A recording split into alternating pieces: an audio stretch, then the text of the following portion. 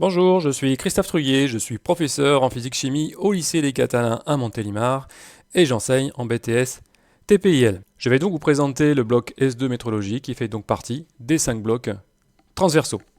L'apprentissage des savoirs associés à ce bloc métrologie doit permettre à un étudiant d'acquérir les compétences nécessaires à la réalisation des activités professionnelles liées à la mesure. Voici quelques compétences du RAP, où sont mobilisés donc les savoirs de métrologie S2, sélectionner les méthodes techniques et matérielles selon les mesures à réaliser, analyser et comparer les résultats de mesure avec des prévisions, des modèles, des indicateurs, et gérer le suivi d'instruments de mesure.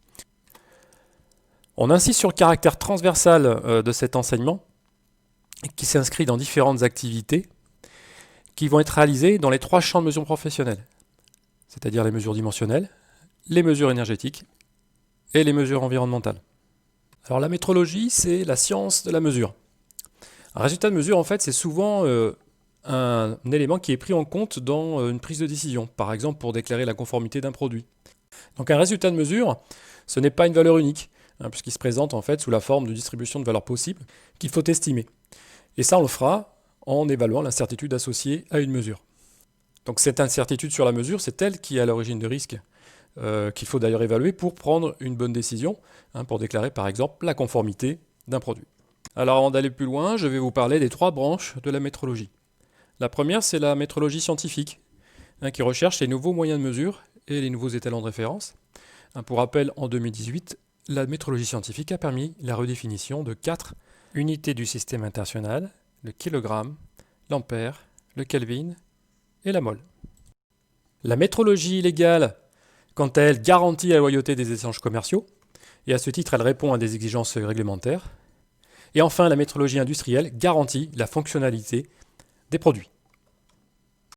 Alors, ces 3 branches de la métrologie, en fait, elles sont organisées sous forme pyramidale, ce que vous voyez à l'écran.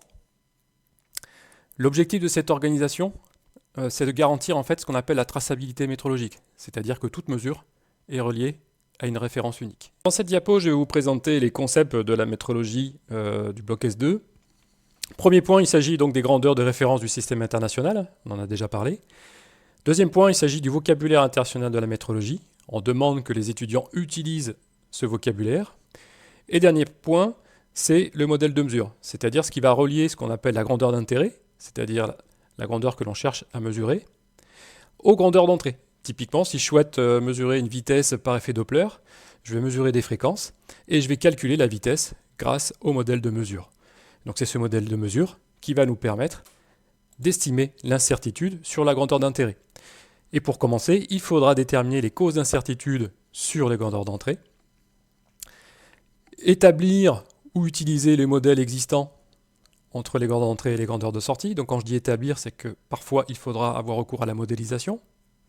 Alors pour évaluer l'incertitude élargie de la grandeur d'intérêt, on utilisera donc la loi de propagation du GUM ou la simulation numérique. Pour cette partie de l'évaluation des incertitudes de mesure, on privilégiera la co-animation avec le professeur de mathématiques, puisque plusieurs éléments statistiques, comme la moyenne, l'écart type, la variance, sont mobilisés dans l'estimation des incertitudes de mesure.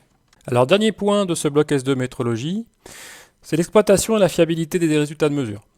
Alors, quand on parle d'exploitation, il s'agit par exemple de la prise de décision pour la conformité d'un produit, à partir des incertitudes de mesure qui ont été estimées, et la tolérance qui est fixée dans le cadre d'un cahier des charges. Alors quand on parle de fiabilité des résultats de mesure, cela veut dire qu'il faut maintenir en condition opérationnelle les processus de mesure. Là on parle de tout ce qui concerne les étalonnages, vérification et surveillance des processus de mesure et instruments. Pour améliorer la fiabilité des résultats de mesure, les mesures peuvent être post-traitées. On peut prendre par exemple l'inférence bayésienne, dont l'objectif est d'améliorer la qualité d'une mesure en tenant compte des mesures antérieures. Voilà, j'en ai terminé pour cette capsule vidéo.